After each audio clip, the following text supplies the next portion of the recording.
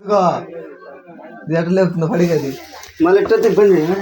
Hi friends, ఎలా ఉన్నారు? బాగున్నారా? ఈరోజు వీడియో ఏంటంటే ఫ్రెండ్స్, ఇది వచ్చేసి క్రిస్మస్ పండగ రోజే ఫ్రెండ్స్, సాయంత్రం 6:30కి ఆ టయాన్ అనమాట. అంటే ఫ్రెండ్స్, మా మామ వాళ్ళ ఇంట్లోకి అయితే ఫ్రిడ్జ్ దగ్గరకు అయితే పాము వచ్చింది ఫ్రెండ్స్. పాము వచ్చినాడు అనేసి అది ఇంకా ఫ్రిడ్జ్ దగ్గరే ఉందనమాట. ఎటు పోలేక ఉంటే మా బావ ఏం చేసిందంటే వీడియో అనేది పెట్టింది అనమాట. ఎట్టు వెళ్తుందా ఏంటి అనేసి. ఇంకా మా బావ వీడియో పెట్టి బయటకు వెళ్ళింది అనమాట. ఇంక వెళ్ళిన తర్వాత అయితే మళ్ళీ లోపలికి వెళ్ళి ఎటు పోద్దా ఏందా ఎందుకనేసి మా బావ అయితే ఇంకా లోపలికి వెళ్ళి వీడియో పట్టుకొని ఆ పాము ఎక్కడి నుంచి వస్తుందా ఏందని అయితే చూస్తా ఉండనమాట.